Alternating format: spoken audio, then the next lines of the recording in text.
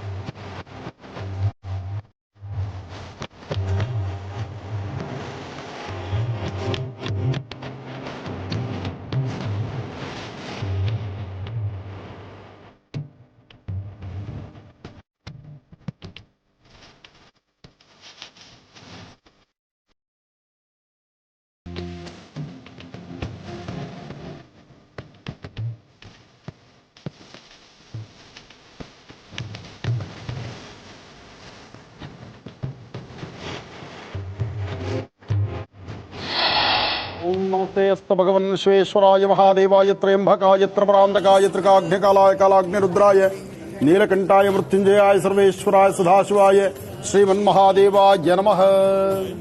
ಸಾಂಬ ಸದಾಶಿವನ ಪ್ರಾರ್ಥನೆ ಮಾಡ್ತಾ ಇವತ್ತು ಈ ಒಂದು ವಿಶೇಷವಾಗಿರ್ತಕ್ಕಂಥ ಕಾರ್ಯಕ್ರಮಕ್ಕೆ ತಮ್ಮೆಲ್ಲರಿಗೂ ಸ್ವಾಗತಿಸ್ತಾ, ಇಂತಹ ವಿಶೇಷವಾಗಿರ್ತಕ್ಕಂಥ ಈ ಶುಭ ದಿನದಂದು ಕರ್ನಾಟಕ ರಾಜ್ಯಕ್ಕೆ ಹರಿದ್ವಾರದಿಂದ ಬಂದಿರತಕ್ಕಂಥ ಗಂಗಾಜಲವನ್ನು ಸ್ವಾಗತಿಸತಕ್ಕಂತಹದ್ದು, ಅಲ್ಲಿಂದ ಹರಿದು ಬಂದಂತಹ ಗಂಗೆಯನ್ನ ಸ್ವಾಗತಿಸಿ ಕರ್ನಾಟಕ ರಾಜ್ಯದಲ್ಲಿರ್ತಕ್ಕಂಥ ಸಾಕಷ್ಟು ದೇವಾಲಯಗಳಲ್ಲಿ ಶಿವರಾತ್ರಿ ಉತ್ಸವದಂದು ಶಿವರಾತ್ರಿಯ ಆ 4 ಯಾಮದ ಪೂಜೆಗೆ ಗಂಗಾಜಲದಿಂದ ಅಭಿಷೇಕ ಮಾಡುವಂತಹ ಒಂದು ಮಹತ್ತರವಾಗಿರತಕ್ಕಂಥ ಕಾಯಕ ಇದು ಇವತ್ತು ನಿನ್ನೆದಲ್ಲ, ಸಾಕಷ್ಟು ವರ್ಷಗಳಿಂದ ನಡ್ಕೊಂಡು ಬಂದಿರತಕ್ಕಂಥದ್ದು. ಆದರೆ ಇಂತಹ ಒಂದು ಮಹತ್ತರವಾಗಿರತಕ್ಕಂಥ ಕಾಯಕಕ್ಕೆ ಕೈ ಹಾಕಿರ್ತಕ್ಕಂಥದ್ದು ನಮ್ಮ ಆತ್ಮೀಯರಾದಂತಹ ಹಿಂದಿನ ಮಾಜಿ ಮುಜರಾಯಿ ಸಚಿವರಾಗಿರ್ತಕ್ಕಂತಹ ಕೃಷ್ಣಯ್ಯ ಶೆಟ್ಟರು. ಕೃಷ್ಣಯ್ಯ ಶೆಟ್ಟರು ಅಂದ ತಕ್ಷಣ ನಿಮ್ಮೆಲ್ಲರಿಗೂ ತಿಳಿದಿರ್ತಕ್ಕಂಥದ್ದೇ. ತಿರುಮಲ ತಿರುಪತಿಯಲ್ಲಾಗಲಿ ಅಥವಾ ವಿಶೇಷವಾಗಿರ್ತಕ್ಕಂಥ ಶ್ರೀನಿವಾಸನ ಆರಾಧನೆಗಾಗಲಿ ಅಥವಾ ಈ ಒಂದು ಶಿವರಾತ್ರಿ ಉತ್ಸವದಲ್ಲಿ ತರಿಸತಕ್ಕಂಥ ಗಂಗಾಜಲದ ಬಗ್ಗೆ ಆಗಲಿ ತಮ್ಮೆಲ್ಲರಿಗೂ ತಿಳಿದಿರತಕ್ಕಂಥ ಮಾಹಿತಿನೇ. ಹಾಗೆ ಈ ಬಾರಿ ಕಾಶಿ ವಿಶ್ವೇಶ್ವರನ ಸಾನ್ನಿಧ್ಯದಲ್ಲಿ ಗಂಗಾಜಲ ಈಗಾಗಲೇ ದೇವಾಲಯದ ಮುಂಭಾಗದಲ್ಲಿದೆ. ಮೊದಲು ಭಗವಂತನ ಪ್ರಾರ್ಥನೆ ಆಗಿದೆ. ಭಗವಂತನಿಂದ ಕೊಟ್ಟಂತಹ ಈ ಮಹಾಪ್ರಸಾದವನ್ನ ಗಂಗಾಜಲಕ್ಕೆ ಅರ್ಪಣೆ ಮಾಡಿ ಅಲ್ಲಿಂದ ಗಂಗೆಯನ್ನು ಒಳಗೆ ತಂದು ಸ್ವಾಮಿಗೆ ಮೊದಲು ಅಭಿಷೇಕವನ್ನು ಮಾಡಿ ಇಲ್ಲಿಂದ ರಾಜ್ಯದಲ್ಲಿರ್ತಕ್ಕಂಥ ಎಲ್ಲಾ ದೇವಾಲಯಗಳಿಗೂ ಸಹಿತ ಗಂಗಾಜಲವನ್ನು ಕಳಿಸುವಂತಹ ಒಂದು ಪ್ರಕ್ರಿಯೆ ನಮ್ಮ ಮಾಜಿ ಮುಜರಾಯಿ ಸಚಿವರಾಗಿರ್ತಕ್ಕಂಥ ಕೃಷ್ಣಯ್ಯ ಶೆಟ್ಟರು ಇದನ್ನು ಹಮ್ಮಿಕೊಂಡಿದ್ದಾರೆ. ಇಂತಹ ಒಂದು ಮಹತ್ ಕಾರ್ಯವನ್ನ ನಮ್ಮಿಂದಲೂ ಸಹಿತ ಇಲ್ಲಿ ಬಂದಿರತಕ್ಕಂಥ ಸಾಕಷ್ಟು ಜನ ಭಕ್ತರ ಸಮ್ಮುಖದಲ್ಲೂ ಸಹಿತ ವಿಶೇಷವಾದ ಕಾಯಕವನ್ನು ಮಾಡಬೇಕು ಎಂಬತಕ್ಕಂಥ ಮಹದಾಸೆ ಅವರದು. ಆದರೂ ಭಗವಂತನ ಸೇವೆ ಮಾಡಲಿಕ್ಕೆ ಸಿಕ್ಕಂತ ಸುವರ್ಣ ಅವಕಾಶ ನಂದು ಒಂದು. ಹಾಗಾಗಿ ಕಾಶಿ ವಿಶ್ವೇಶ್ವರನ ಸಾನ್ನಿಧ್ಯದಲ್ಲಿ ಗಂಗಾಜಲದಿಂದ ಭಗವಂತನಿಗೆ ಅರ್ಪಣೆ ಮಾಡಿ ಇಲ್ಲಿಂದ ನಾವು ರಾಜ್ಯದಲ್ಲಿರ್ತಕ್ಕಂಥ ಸಾಕಷ್ಟು ದೊಡ್ಡ ದೇವಾಲಯಗಳಾಗಲಿ ಪುಟ್ಟ ದೇವಾಲಯ ಆಗಲಿ ಎಲ್ಲಿ ಶಿವಮಂದಿರ ಇದೆಯೋ ಅಲ್ಲಿ ಗಂಗಾಜಲದಿಂದ ಅಭಿಷೇಕ, ಎಲ್ಲಿ ಶಿವ ಇದ್ದಾನೋ ಅಲ್ಲಿ ಗಂಗೆಯ ಅಭಿಷೇಕ, ಅದೇ ವಿಶೇಷ. ಹಾಗಾಗಿ ಶಿವರಾತ್ರಿಯ ಶುಭಾಶಯಗಳನ್ನು ಮತ್ತೊಮ್ಮೆ ತಮ್ಮೆಲ್ಲರಿಗೂ ತಿಳಿಸ್ತಾ ಬನ್ನಿ ಭಗವಂತನ ಪ್ರಾರ್ಥನೆ ಮಾಡೋಣ, ಗಂಗೆಯ ದರ್ಶನ ಮಾಡೋಣ.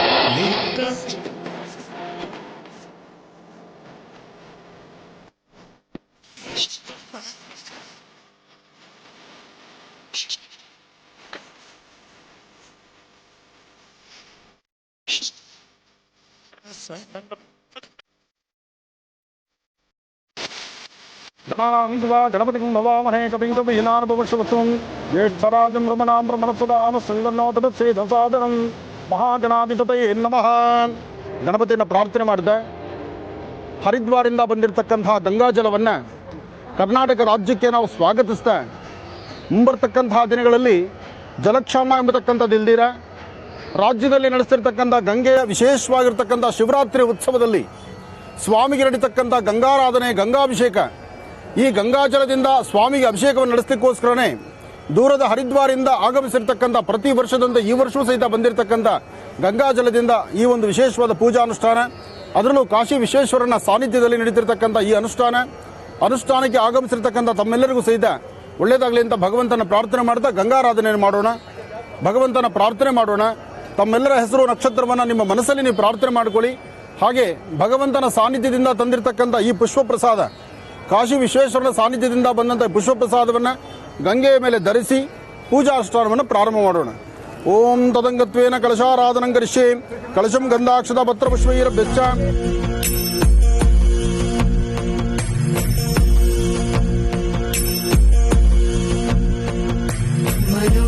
मनोबुद्ध्यहङ्कार चित्तानि नाहं न च श्रोत्रजिह्वे न च घ्राणनेत्रे न च व्योमभूमेन तेजो न वायु चिदानन्दरूप शिवोऽहं शिवोऽहं चिदानन्दरूप शिवोऽहं शिवोऽहम्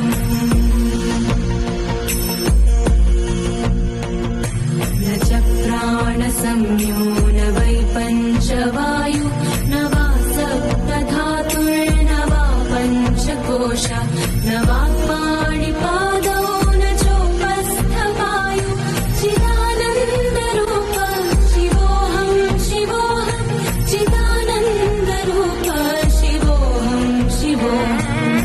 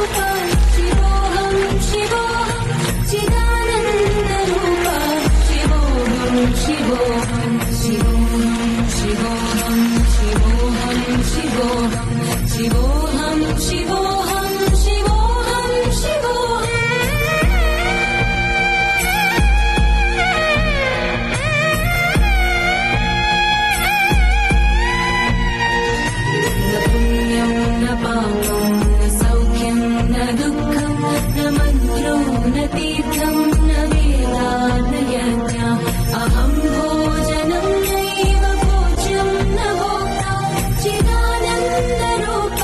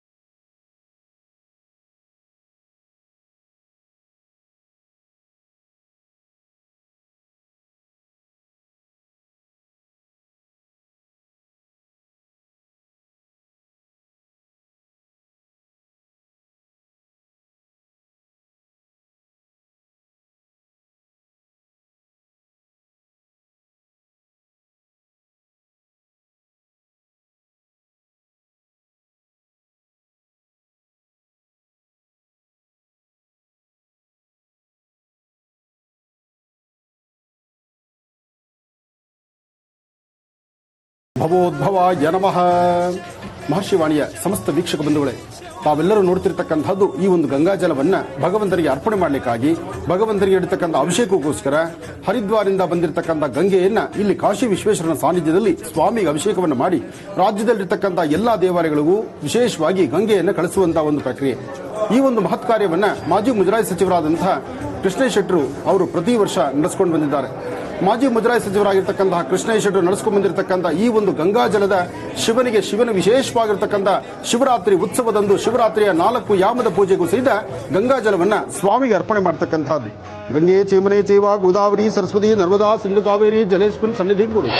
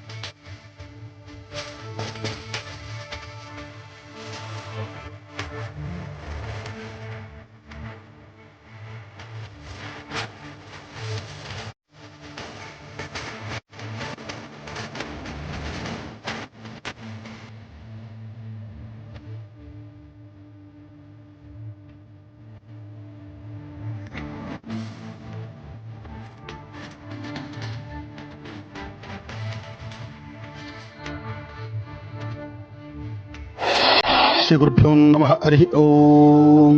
ಇದಂ ವಿಷ್ಣು ಚಕ್ರಮೇ ತ್ರೇಧಾದಿನೇ ಪದಂ ಸಮೂಢಪಸ್ಯವಾಗುಂ ಸುರೇಂ. ತಾವು ನೋಡ್ತಿರ್ತಕ್ಕಂಥ ಶಿವರಾತ್ರಿ ಉತ್ಸವದ ಗಂಗಾಜಲದ ಬಗ್ಗೆ ತಾವು ತಿಳಿಸ್ತಾ ಇದ್ದೀನಿ. ಗಂಗಾಜಲ ಎಂಬತಕ್ಕಂಥದ್ದು ಗಂಗೆ ಹುಟ್ಟುವುದೇ ಬಹಳ ವಿಶೇಷ. ಹುಟ್ಟುವ ಗಂಗೆ ಬಹಳ ವಿಶೇಷ. ಅಲಕನಂದ ಇಂದ ಬರ್ತಕ್ಕಂತಹ ಗಂಗೆಯಾಗಿ ಹರಿತಾಳೆ. ಗಂಗೆ ಅಲಕನಂದ ಅಂದರೆ ಬದರಿಯಿಂದ ಬರ್ತಕ್ಕಂಥದ್ದು. ಬದರಿಯಿಂದ ಬಂದು ಗಂಗೆಯಾಗಿ ಪ್ರಸರಿಸ್ತಕ್ಕಂಥದ್ದು.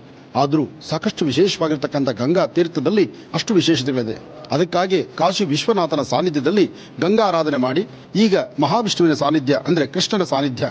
ವಸುದೈವ ಸುಧಂ ದೇವಂ ಕಂಸಚಾಣೂರಬರ್ಧನಂ ದೇವಕಿ ಪರಮಾನಂದಂ ಕೃಷ್ಣಂ ವಂದೇ ಜಗದ್ಗುರು. ಜಗತ್ತಿಗೆ ಗುರುವಾಗಿರ್ತಕ್ಕಂತಹ ಕೃಷ್ಣನ ಸಾನ್ನಿಧ್ಯದಲ್ಲಿ ಇಲ್ಲಿಂದ ಪ್ರತಿಯೊಂದು ದೇವಾಲಯಗಳು ಸಹಿತ ಗಂಗಾಜಲವನ್ನ ಕಳಿಸುವಂತಹ ಒಂದಷ್ಟು ಪ್ರಕ್ರಿಯೆಯನ್ನು ಇಲ್ಲಿ ಪ್ರಾರಂಭಿಸ್ತಾ ಇದ್ದೀವಿ.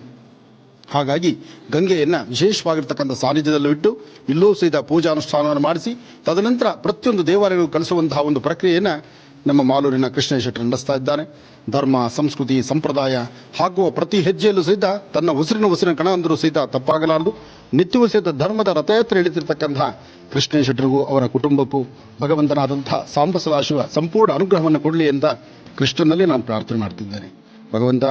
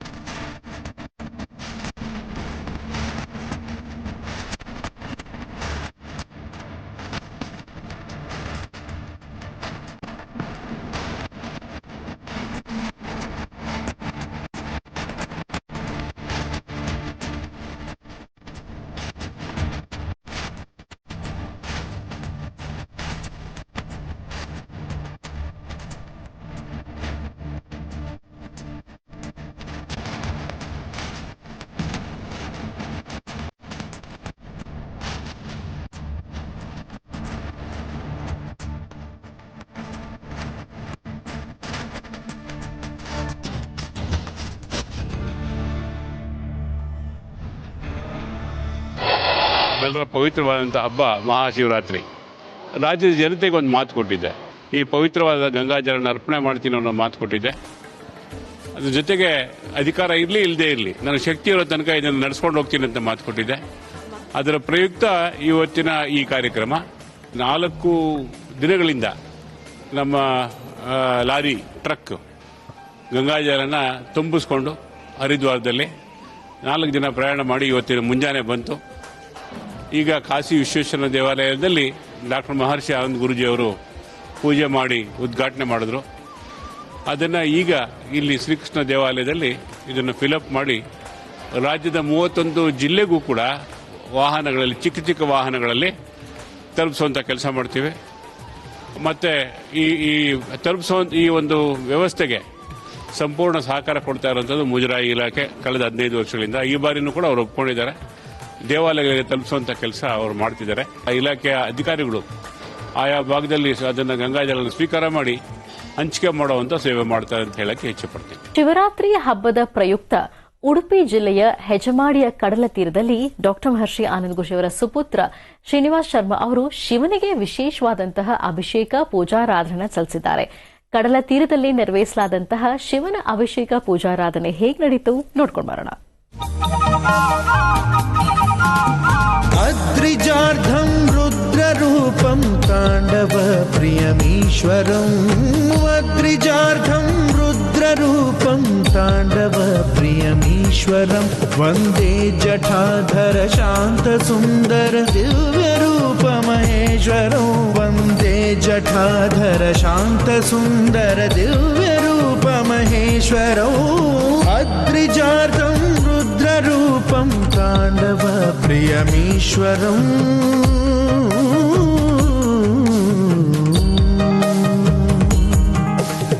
अद्रिजार्धं रुद्ररूपं ताण्डव प्रियमीश्वरम् अद्रिजार्धं रुद्ररूपं ताण्डव प्रियमीश्वरम्.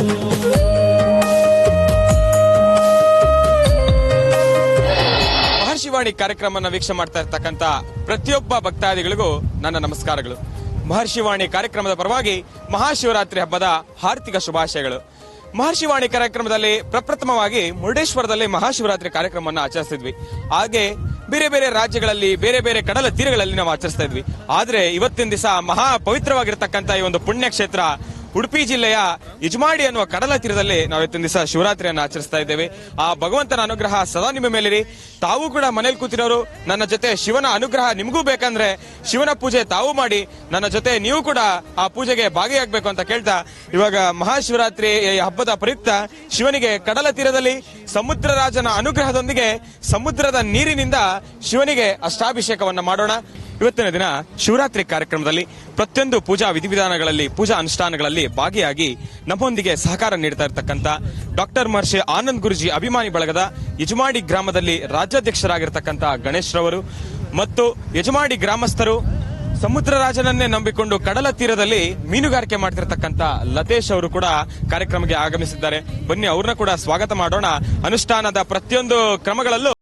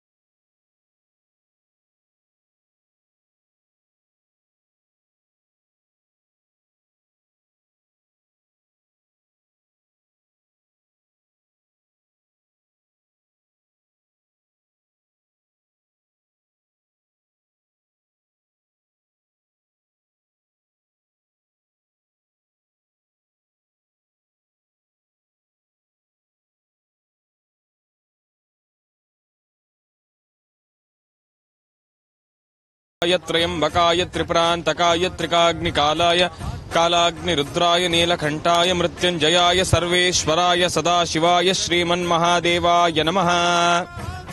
ನಮಸ್ಕಾರ ವೀಕ್ಷಕರೇ, ಇವತ್ತಿನ ದಿನ ಸಮುದ್ರದ ತೀರದಲ್ಲಿ ಕೂತ್ಕೊಂಡು ಆ ಪರಶಿವನ ಅನುಷ್ಠಾನವನ್ನು ಮಾಡಿದ್ದೇವೆ.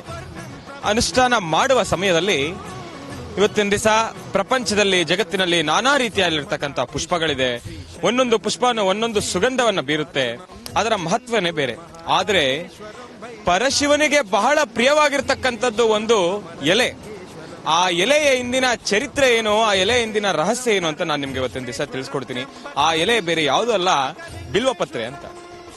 ತ್ರಿದಳಂ ತ್ರಿಗುಣಾಕಾರಂ ತ್ರಿನೇತ್ರಂಚ ತ್ರಿದಾಯುಧಂ ತ್ರಿಜನ್ಮ ಪಾಪ ಸಂಹಾರಂ ಏಕ ಬಿಲ್ವಂ ಶಿವಾರ್ಪಣಂ. ಈ ಒಂದು ಮಹಾಮಂತ್ರವನ್ನ ನೀವು ಜಪಿಸಿದ್ದೆ ಆದ್ರೆ ಆ ಪರಶಿವನ ಅನುಗ್ರಹ ಆದಷ್ಟು ಬೇಗ ನಿಮ್ಗೆ ಲಭಿಸುತ್ತೆ. ಈ ಒಂದು ಬಿಲ್ವಾರ್ಚನೆ ಮಾಡೋದ್ರಿಂದ ಮನುಷ್ಯನಿಗೆ ಯಾವ ರೀತಿ ಶಕ್ತಿ ಬರುತ್ತೆ, ಆ ಪರಶಿವನ ಅನುಗ್ರಹ ಯಾವ ರೀತಿ ಬರುತ್ತೆ ಅನ್ನೋದನ್ನ ಒಂದು ಸಣ್ಣ ಕಥೆಯ ಮುಖಾಂತರ ನಾನು ನಿಮ್ಗೆ ಇವತ್ತು ತಿಳಿಸ್ಕೊಡ್ತೀನಿ. ಕಳೆದ ಭಾಗದಲ್ಲಿ ನಾವು ನೋಡ್ತಾ ಇದ್ವಿ, ಉಡುಪಿ ಜಿಲ್ಲೆಯ ಹೆಜಮಾಡಿಯ ಕಡಲ ತೀರದಲ್ಲಿ ಶ್ರೀನಿವಾಸ್ ಶರ್ಮಾ ಅವರು ಶಿವನಿಗೆ ಸಲ್ಲಿಸಲಾಗ್ತಾ ಇತ್ತು ವಿಶೇಷವಾದಂತಹ ಅಭಿಷೇಕ ಆರಾಧನೆಯನ್ನ. ಈ ಸಂದರ್ಭದಲ್ಲಿ ಶಿವನ ಪೌರಾಣಿಕ ಹಿನ್ನೆಲೆ, ಚರಿತ್ರೆ ಮತ್ತು ಕಥೆಗಳನ್ನ ಕೂಡ ವಿವರಿಸಿದ್ದಾರೆ ಶ್ರೀನಿವಾಸ್ ಶರ್ಮಾ ಅವರು. ಬನ್ನಿ ಹಾಗಿದ್ರೆ ಮತ್ತೆ ಮುಂದುವರಿಸೋಣ. ಒಂದು ದಿವಸ ಒಬ್ಬ ಬೇಟೆಗಾರ ಬೇಟೆ ಮಾಡ್ಲಿಕ್ಕೆ ಅಂತ ಒಂದು ಕಾಡಿಗೆ ಹೋಗ್ತಾನೆ. ಕಾಡಿಗೆ ಹೋಗ್ತಾ ಇದ್ದಂಗೆ ಸರಿ ಸುಮಾರು ಮಧ್ಯಾಹ್ನ ಒಂದು 6 ಗಂಟೆ ಇಲ್ಲ ಸಂಜೆ 6 ಗಂಟೆ ಆಗ್ತಾ ಬರುತ್ತೆ. ಆ ಸಮಯದಲ್ಲಿ ಮತ್ತೆ ಮನೆಗೆ ಹೋಗಕ್ಕಾಗೋದಿಲ್ಲ. ಆ ಸಮಯದಲ್ಲಿ ಏನ್ ಮಾಡ್ತಾನೆ, ಬೇಟೆಗಾರ ಒಂದು ಮರದ ಮೇಲೆ ಹತ್ತಿ ಕೂತ್ಕೊಂತಾನೆ.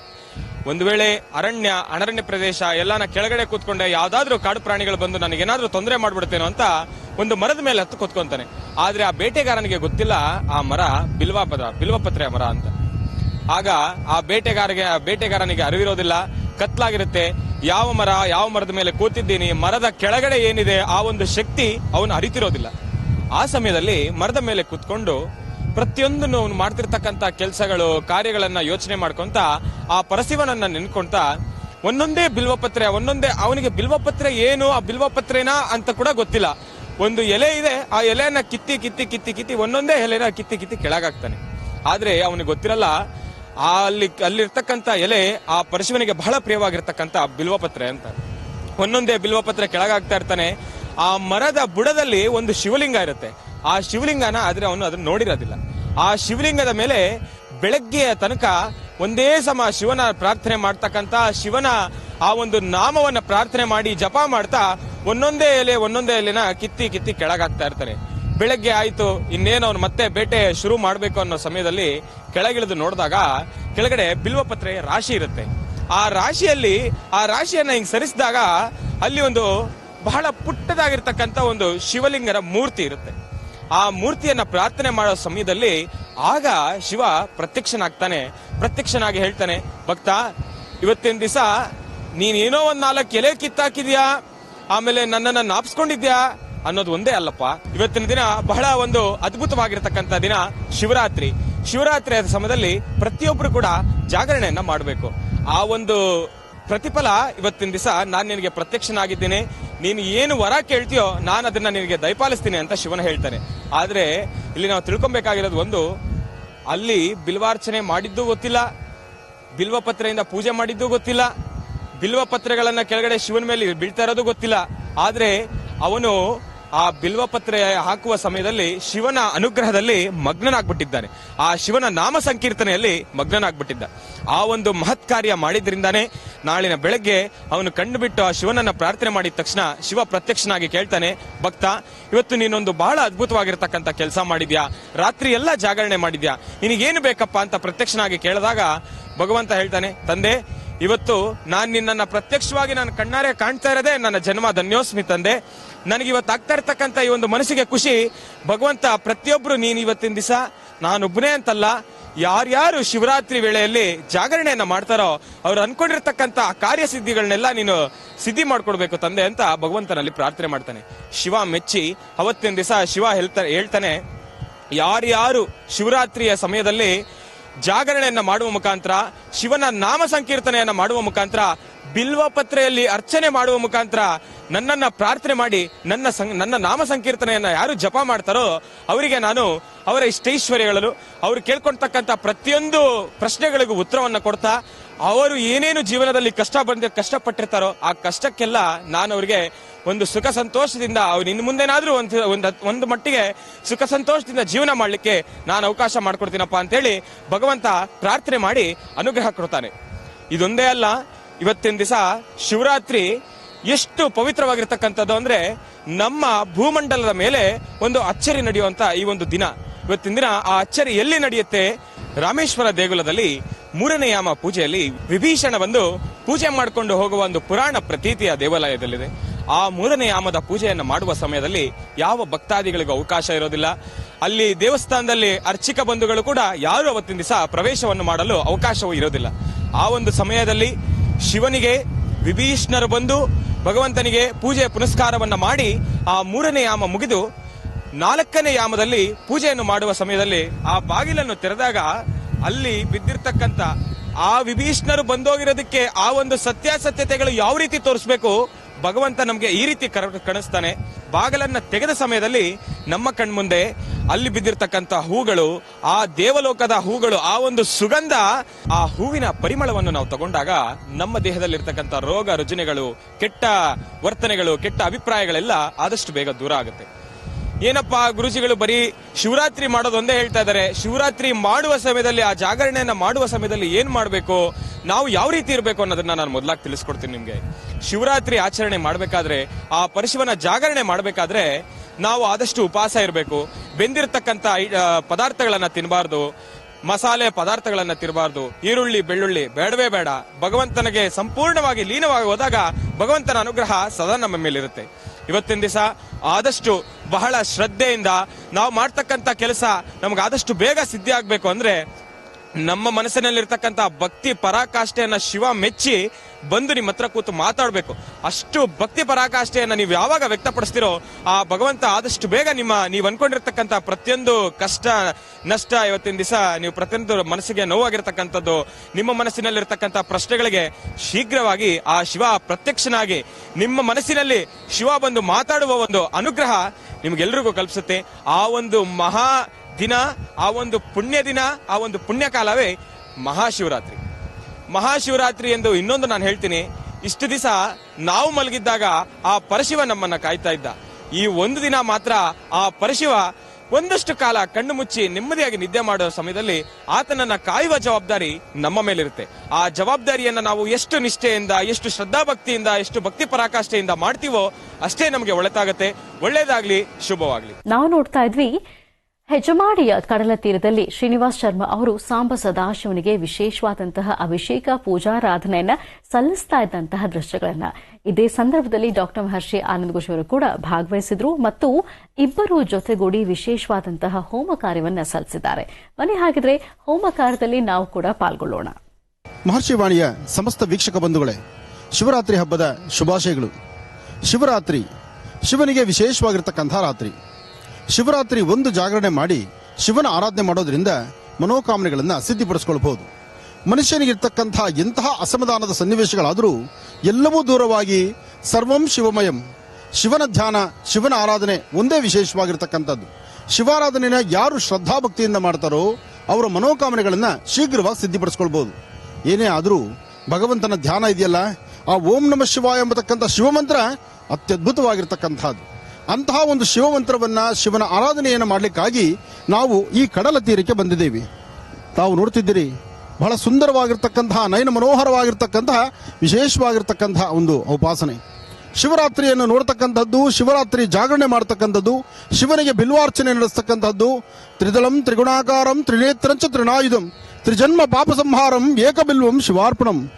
ಸಾಂಬ ಸದಾಶಿವನ ವಿಶೇಷವಾಗಿರ್ತಕ್ಕಂತಹ ಆರಾಧನೆ ಜೊತೆಗೆ ಆ ಒಂದು ಬಂಗಾರದ ವರ್ಣದಲ್ಲಿ ಬಂದಿರತಕ್ಕಂಥ ಸೂರ್ಯದೇವರನ್ನು ನೋಡತಕ್ಕಂಥದ್ದು, ಮನೋಗತ ಪ್ರಶ್ನ ತಂತ್ರ ರಹಸ್ಯವನ್ನ ನಿಮ್ಮ ಮುಂದೆ ತಂದಿರತಕ್ಕಂಥ ನಿಮ್ಮ ಮನೆಯ ಮಗ ಶ್ರೀನಿವಾಸ್ ಶರ್ಮನ ವಿಶೇಷವಾಗಿರ್ತಕ್ಕಂತಹ ರುದ್ರನಿಗೆ ನಡೆದಂತಹ ರುದ್ರಾಭಿಷೇಕವನ್ನು ತಾವೆಲ್ಲರೂ ದರ್ಶನ ಮಾಡಿದ್ರಿ. ದರ್ಶನ ಆಯಿತು. ಇನ್ನು ಭಗವಂತನ ದರ್ಶನ ಆದ ನಂತರ ಇನ್ನು ಮಹಾಯಜ್ಞ ನಡಿಬೇಕಾಗಿದೆ. ಆ ಯಜ್ಞಕ್ಕೆ ಎಲ್ಲರೂ ಸನ್ನಿಹಿತರಾಗಿದ್ದಾರೆ. ಎಲ್ಲ ಇಲ್ಲಿರ್ತಕ್ಕಂಥ ಸಾಕಷ್ಟು ಜನ, ಅದರಲ್ಲೂ ಈ ವಿಶೇಷವಾಗಿರ್ತಕ್ಕಂತಹ ಹೆಜ್ಮಾಡಿ ಎಂಬತಕ್ಕಂತಹ ಗ್ರಾಮದಲ್ಲಿ ಸಮುದ್ರ ತೀರದಲ್ಲಿ ಸಮುದ್ರ ರಾಜನ ಸಾನ್ನಿಧ್ಯದಲ್ಲಿ ಸರ್ವರಿಗೂ ಋಣಬಾಧೆಯನ್ನು ಹರಿಸಿಕೊಂಡು ಓಂ ನಮಃ ಶಿವಾಯ ಎಂಬತಕ್ಕಂಥ ಶಿವಧ್ಯಾನದೊಂದಿಗೆ ಸ್ವಾಮಿಯ ಅಗ್ನಿ ಪ್ರತಿಷ್ಠಾಪನೆ ಮಾಡೋಣ, ನಾಗದೇವರ ಪ್ರಾರ್ಥನೆ ಮಾಡೋಣ. ಪರಶುರಾಮ ಕ್ಷೇತ್ರ ವಿಶೇಷವಾಗಿರ್ತಕ್ಕಂತಹ ಪುಣ್ಯ ಕ್ಷೇತ್ರದಲ್ಲಿ ಸ್ವಾಮಿಯ ಆರಾಧನೆಯನ್ನು ಸಲ್ಲಿಸೋಣ. ಓಂ ನಮಸ್ತೆ ಅಸ್ತು ಭಗವನ್ ವಿಶ್ವೇಶ್ವರಾಯ ಮಹಾದೇವಾಯ ತ್ರಯಂಬಕಾಯ ತ್ರಿಪರಾಂತಕಾಯ ತ್ರಿಕಾಗ್ನಿಕಾಲಾಯ ಕಾಲಾಗ್ನಿ ರುದ್ರಾಯ ನೀಲಕಂಠಾಯ ಮೃತ್ಯುಂಜಯಾಯ ಸರ್ವೇಶ್ವರಾಯ ಸದಾಶಿವಾಯ ಶ್ರೀಮನ್ಮಹಾದೇವಾಯ ನಮಃ.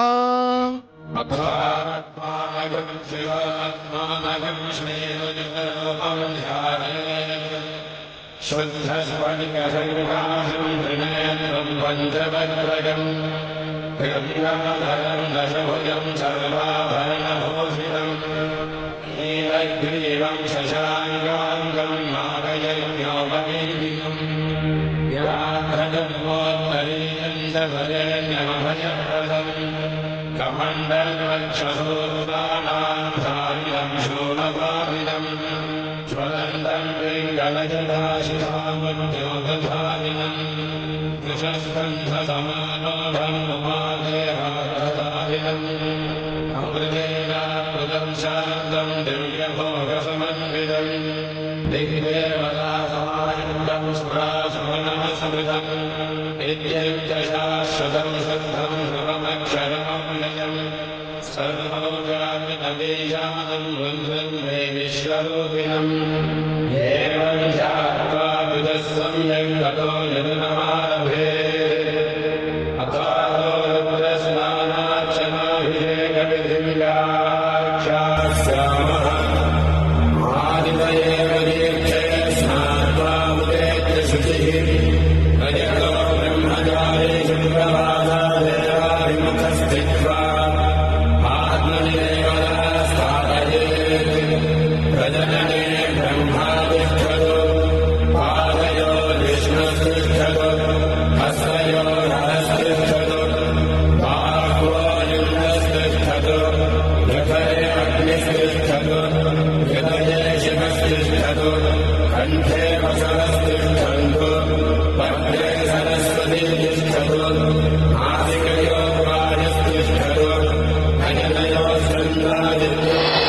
ಸಮುದ್ರ ಮಂಥನ ಕಾಲದಲ್ಲಿ ಬಂದಂತದ್ದು ಮೊದಲು ವಿಷ.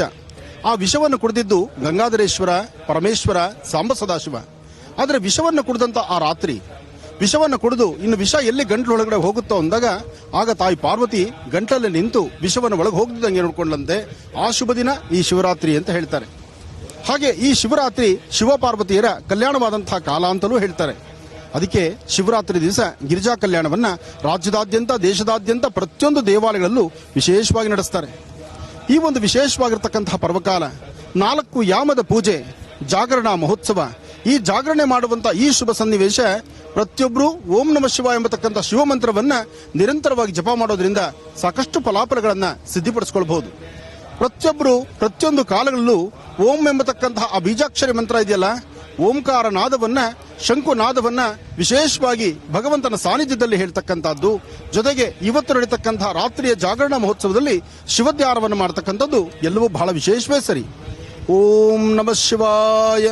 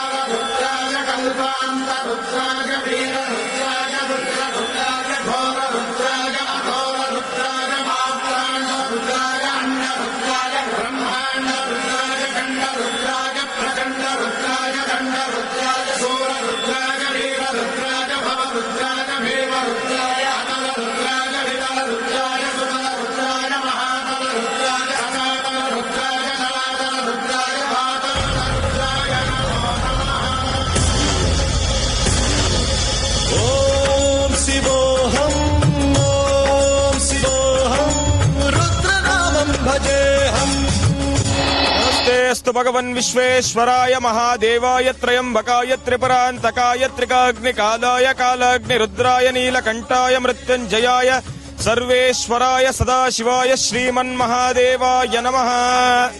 ಯಜಮಾಡಿ ಕಡಲ ತೀರದಲ್ಲಿ ನಡೆದಿರತಕ್ಕಂತ ಈ ಒಂದು ಮಹಾಯಜ್ಞಕ್ಕೆ ತಾವೆಲ್ಲರೂ ಪಾಲ್ಗೊಂಡಿದ್ದೀರಾ. ಆ ಭಗವಂತನ ಅನುಗ್ರಹ ಸದಾ ನಿಮ್ಮ ಮೇಲಿರಲಿ ಅಂತ ಕೇಳ್ಕೊಂತ ಆ ಭಗವಂತನ ನಾಮ ಸಂಕೀರ್ತನೆಯನ್ನ ಮತ್ತೊಮ್ಮೆ ನಾವೆಲ್ಲರೂ ಪ್ರಾರ್ಥನೆ ಮಾಡೋಣ. ಒಳ್ಳೇದಾಗ್ಲಿ, ಶುಭವಾಗ್ಲಿ. ಓಂ ನಮಃ ಶಿವಾಯ. ಓಂ ನಮಃ ಓಂ ನಮಃ ಶಿವಾಯ.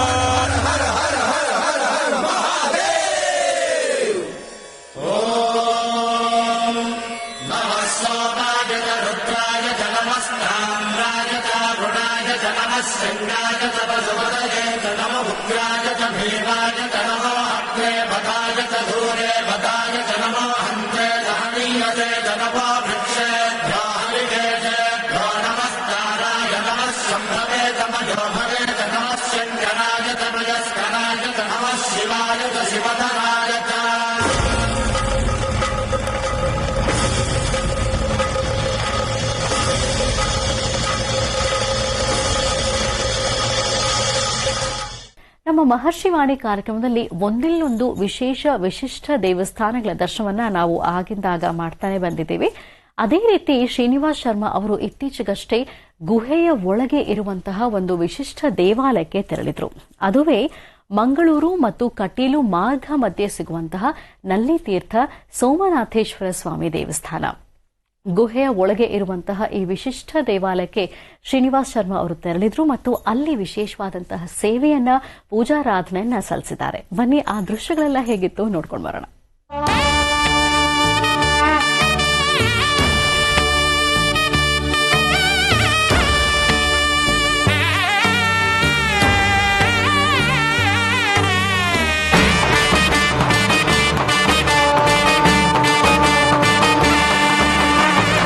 शिवलिङ्गं हर हर लिङ्गम् ॐ नमः शिव शङ्करलिङ्गम् शिवलिङ्गं हर हर लिङ्गम् ॐ नमः शिव शङ्करलिङ्गम् शिवलिङ्गं हर हर लिङ्गम् ॐ नमः शिव शङ्करलिङ्गम्.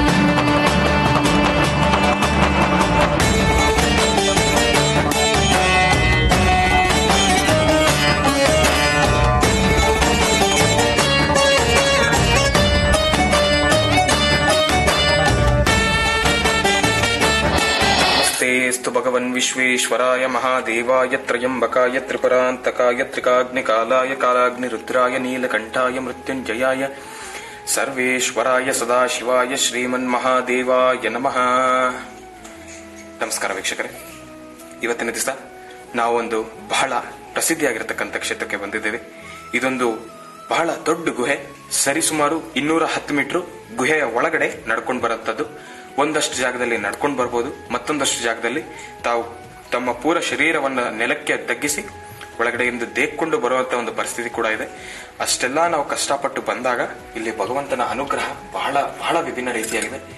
ಈ ಕ್ಷೇತ್ರದ ಮಹಿಮೆ ಬಂದ್ಬಿಟ್ಟು ಜಾಪಾಲಿ ಮುನಿಗಳು ಕಾಶಿಯಿಂದ, ಇವಾಗ ನೀವೇನ್ ನೋಡ್ತಾ ಇದ್ರೆ ಇಲ್ಲಿರ್ತಕ್ಕಂಥ ಶಿವಲಿಂಗದ ಹಿಂದೆ ಒಂದು ಗುಹೆ ಇದೆ.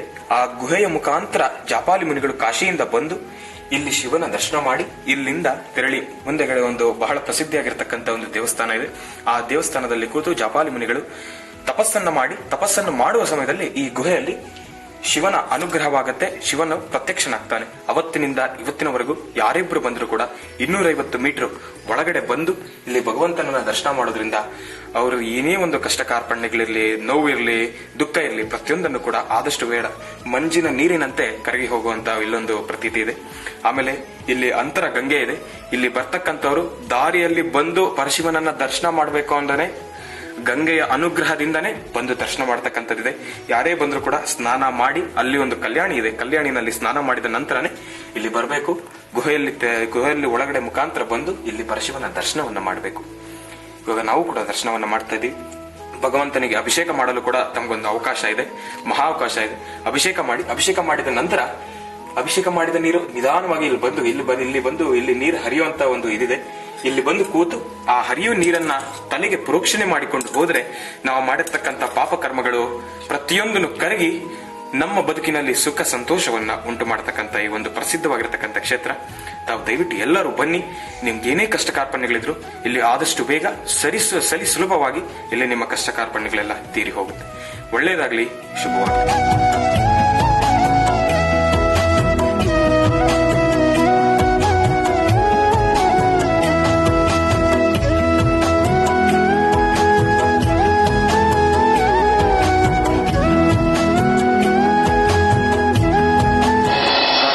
ಆವಾಗಲೇ ಹೇಳಿರ್ತಕ್ಕಂಥ ಮೃತ್ತಿಗೆಯ ಪ್ರಸಾದ ಚರ್ಮ ರೋಗಕ್ಕೆ ಏನೇ ತೊಂದರೆ ಇದ್ರೂ ಕೂಡ, ಎಂಥದೇ ಕಾಯಿಲೆ ಇದ್ರೂ ಕೂಡ ಆದಷ್ಟು ಬೇಗ ಗುಣವಾಗಿರ್ತಕ್ಕಂಥ, ಗುಣ ಸಿದ್ಧಿ ಆಗಿರ್ತಕ್ಕಂಥ ಈ ಒಂದು ಔಷಧಿ ಅಂತಾನೆ ಹೇಳ್ಬೋದು. ನಾವಿವತ್ತೇನು ಇಂಗ್ಲಿಷ್ ಮೆಡಿಸಿನ್ಸ್ಗೆ ಬಹಳ ಹೊಂದ್ಕೊಂತ ಇದೀವೋ ಅದಕ್ಕಿನ್ನ ಬಹಳ ಈಸಿಯಾಗಿ ದೇಹಕ್ಕೆ ಯಾವುದೇ ರೀತಿ ಸೈಡ್ ಎಫೆಕ್ಟ್ಸ್ ಇಲ್ದಿರ ನಾವು ಗುಣಮುಖರಾಗ್ಬೋದು. ಇಂಗ್ಲಿಷ್ ಮೆಡಿಸಿನ್ಸ್ ಏನಂದ್ರೆ ಒಂದ್ ಸ್ವಲ್ಪ ಬೇಗ ಗುಣಮುಖ ಆಗ್ತೀವಿ, ಆಯುರ್ವೇದಿಕ್ ಮೆಡಿಸಿನ್ಸ್ ಅಲ್ಲಿ ಸ್ವಲ್ಪ ಲೇಟ್ ಆಗ್ತೀವಿ. ಆದ್ರೆ ಒಂದು ಸತಿ ಆಯುರ್ವೇದಿಕ್ ಮೆಡಿಸಿನ್ಸ್ ಅಲ್ಲಿ ಗುಣಮುಖರಾದ್ರೆ ಆ ಒಂದು ಚರ್ಮ ರೋಗ ಆಗ್ಲಿ, ಆ ಒಂದು ಕಾಯಿಲೆ ಆಗ್ಲಿ ಮತ್ತೆ ಬರೋದಿಲ್ಲ ಅಂತ ಒಂದು ಪ್ರತೀತಿ ಇದೆ. ಅದಕ್ಕೋಸ್ಕರ ಆದಷ್ಟು ಆಯುರ್ವೇದದನ್ನ ಬಳಸಿ, ಆಯುರ್ವೇದ ಔಷಧಿಗಳನ್ನ ಬಳಸಿ ದೇಹ ಬಹಳ ಉತ್ತಮವಾಗಿರುತ್ತೆ, ಆಮೇಲೆ ಶಕ್ತಿಶಾಲಿಯಾಗಿರುತ್ತೆ ದೇಹ ಕೂಡ.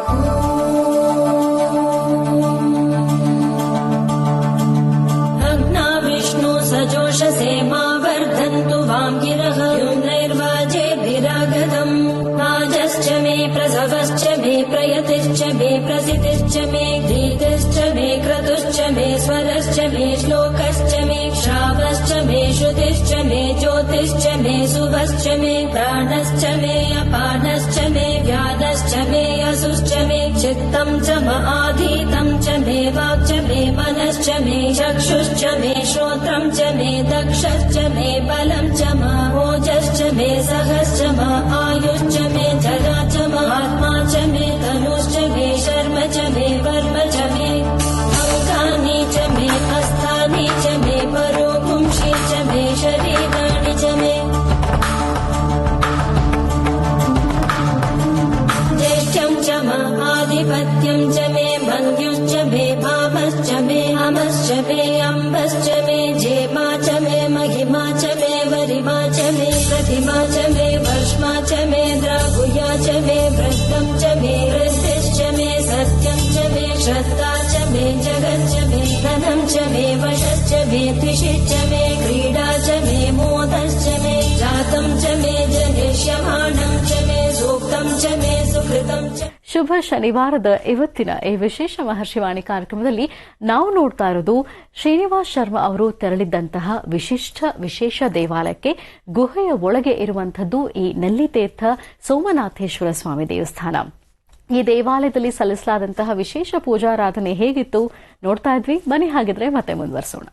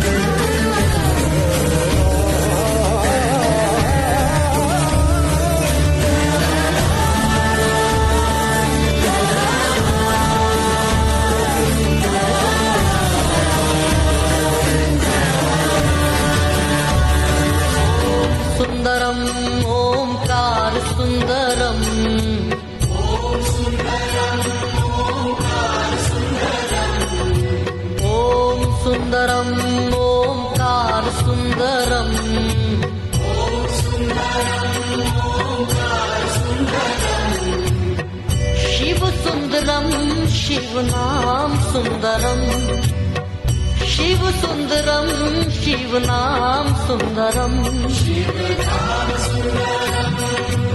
ओम सुंदरम ओंकार सुंदरम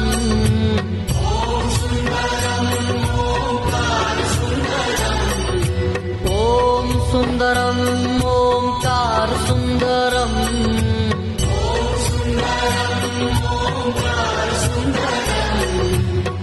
शिव सुंदरम शिव नाम सुंदरम शिव सुंदरम शिव नाम सुंदरम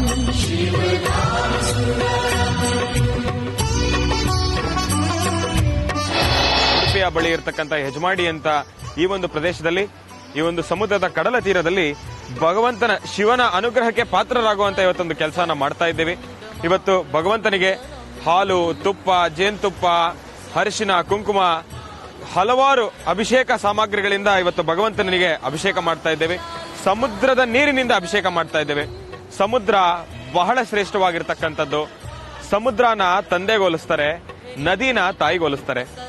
ಸಮುದ್ರ ಅಂದ್ರೆ ತಂದೆಯ ಮನಸ್ಸನ್ನ ಅಳಿಯೋದಕ್ಕ ಅಂದ್ರೆ ತಂದೆಯ ಮನಸ್ಥಿತಿಗಳು, ತಂದೆಯ ಮನಸ್ಸಿನಲ್ಲಿ ಏನಿದೆ ಅನ್ನೋದನ್ನ ತಿಳಿಯಕ್ಕಾಗಲ್ಲ, ಸಮುದ್ರದ ಆಳವನ್ನು ತಿಳಿಯಕ್ಕಾಗೋದಿಲ್ಲ. ಅದಕ್ಕೋಸ್ಕರ ತಂದೆನ ಸಮುದ್ರಕ್ಕೆ ಹೋಲಿಸ್ತಾರೆ. ತಾಯಿ ಮನಸ್ಸನ್ನ ಆದಷ್ಟು ಬೇಗ ಅರ್ಥ ಮಾಡ್ಕೋಬಹುದು, ಬಹಳ ಈಸಿ ತಾಯಿನ ಅರ್ಥ ಮಾಡ್ಕೋಬಹುದು, ತಾಯಿನ ಒಪ್ಪಂದ ಮಾಡ್ಕೋಬಹುದು. ಅದಕ್ಕೋಸ್ಕರ ತಾಯಿ ನದಿಗೆ ಹಾರಿದ್ರೆ ಅದ್ರ ಆಳ ಇಳ್ಕೊಬಹುದೇ ಹೊತ್ತು ಸಮುದ್ರಕ್ಕೆ ಹಾರಿದ್ರೆ ಆಳನ ತಿಳ್ಕೊಳಕ್ ಆಗೋದಿಲ್ಲ. ಅದೊಂದು ವಿಚಾರ ನಾನು ನಿಮ್ಗೆ ಬಹಳ ಸೂಕ್ಷ್ಮವಾಗಿ ಹೇಳ್ತೀನಿ. ಆದಷ್ಟು ತಂದೆನ ಗೌರವಿಸಬೇಕು.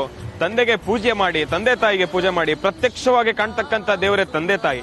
ತಂದೆ ತಾಯಿಗೆ ನಾವು ಮೊದಲು ಆದ್ಯತೆ ಕೊಡಬೇಕು. ಅವರಿಗೆ ಏನ್ ಪೂಜೆ ಮಾಡಿ ನಾವು ಇವತ್ತಿನ ದಿವಸ ಸುಮಾರು ದೇವಸ್ಥಾನಗಳಿಗೆ ಹೋಗಿ ಅಭಿಷೇಕ, ಪೂಜೆ, ಪುನಸ್ಕಾರ ಮಾಡೋದ್ರಿಂದ ಅಷ್ಟೇ ನಿಮ್ಗೆ ಫಲ, ಸುಖ, ಸಂತೋಷ ಬರೋದಿಲ್ಲ. ತಂದೆ ತಾಯಿಗೆ ಯಾರು ನಮಸ್ಕಾರ ಮಾಡಿ ಪ್ರತಿ ದಿವಸ ಪೂಜೆ ಮಾಡ್ತಾರೋ ಅವರಿಗೆ ಸಕಲ ಸೌಭಾಗ್ಯಗಳು, ಸಕಲ ಸಂಪತ್ತು, ಸುಖ, ಸಂತೋಷ, ನೆಮ್ಮದಿ ಅನ್ನೋದು ಮನೇಲಿ ಏನಾನ ಇದೆ ಅಂದ್ರೆ, ಯಾರು ತಮ್ಮ ತಂದೆ ತಾಯಿನ ವೃದ್ಧಾಶ್ರಮಕ್ಕೆ ಕಳಿಸ್ತೀರಾ, ಮನೆಯಲ್ಲೇ ಇಟ್ಕೊಂಡು ಅವರು ಇಷ್ಟ ಕಷ್ಟ, ಅವರು ಬೇಕು ಬೇಡ ಪ್ರತಿಯೊಂದನ್ನು ಅವರ ಮನಸ್ಥಿತಿಗೆ ಅವ್ರಿಗೆ ಸಂತೋಷವಾಗುವಷ್ಟು ನೀವು ಮಾಡ್ತೀರಾ, ಅವ್ರಿಗೆ ಸೇವೆ ಮಾಡ್ತಿರೋ, ನಿಮಗೆ ಭಗವಂತನ ಅನುಗ್ರಹ ಅಷ್ಟೇ ಇರುತ್ತೆ. ಇವತ್ತಿನ ದಿವಸ ಜನ ಅನ್ಕೊಂತಾರೆ, ಇಲ್ಲ ನಾನು ಕಾಶಿಗೆ ಹೋಗ್ತೀನಿ, ಇಲ್ಲ ನಾನು ಉಡುಪಿ ಮಂಗಳೂರಿಗೆ ಹೋಗ್ತೀನಿ, ಅಲ್ಲಿ ಭಗವಂತನ ದರ್ಶನ ಮಾಡ್ತೀನಿ, ನನಗೆ ಸಕಲ ಐಶ್ವರ್ಯಗಳು ಸಿಗುತ್ತೆ. ಸಿಗಲ್ಲ. ತಂದೆ ತಾಯಿಗೆ ಯಾರು ನಮಸ್ಕಾರ ಮಾಡ್ತಾರೋ, ತಂದೆ ತಾಯಿನ ಯಾರು ಹೆಚ್ಚು ಪ್ರೀತಿ ಮಾಡ್ತಾರೋ ಅವರಿಗೆ ಸಕಲ ಅಷ್ಟೈಶ್ವರ್ಯಗಳು ಸಿಗುತ್ತೆ. ಯಾರು ತಂದೆ ತಾಯಿನ ದ್ವೇಷ ಮಾಡಿ, ಯಾರು ತಂದೆ ತಾಯಿನ ಅವರಿಂದ ದೂರ ಇಟ್ಟು ಎಲ್ಲೋ ಇದರಲ್ಲಿ ವೃದ್ಧಾಶ್ರಮದಲ್ಲಿ ಇಡತಕ್ಕಂಥದ್ದಾಗ್ಲಿ, ಓಲ್ಡ್ ಏಜ್ ಹೋಮ್ಗಳಲ್ಲಿ ಇಡತಕ್ಕಂಥದ್ದಾಗ್ಲಿ, ಇದನ್ನೆಲ್ಲ ಮಾಡಿ ನೀವು ಯಾವ ಪೂಜೆ ಪುನಸ್ಕಾರ ಮಾಡಿದ್ರು ಎಲ್ಲ ವಿಫಲನೆ. ಅದಕ್ಕೋಸ್ಕರ ತಂದೆ ತಾಯಿಗೆ ಎಲ್ಲರೂ ದಯವಿಟ್ಟು ತಂದೆ ತಾಯಿಗೆ ಆದಷ್ಟು ಹೆಚ್ಚು ಪ್ರಾಧಾನ್ಯತೆ ಕೊಡಿ. ಮನೆಯಲ್ಲಿ ಅವರೇ ಮುಖ್ಯ. ಅವರಿಲ್ಲ ಅಂದ್ರೆ ಇವತ್ತು ನಾವ್ ಯಾರೂ ಇಲ್ಲ. ತಂದೆ ತಾಯಿಯನ್ನ ಬಹಳ ಒಂದು ದೊಡ್ಡ ಮಟ್ಟದಲ್ಲಿ ನಿಮ್ಮ ಮನಸ್ಸಿನಲ್ಲಿ ಪ್ರೀತಿ ವಿಶ್ವಾಸದಿಂದ ಕಾಣಿದ್ರೆ ಭಗವಂತ ಆದಷ್ಟು ಬೇಗ ಒಲಿದು ಬರ್ತಾನೆ.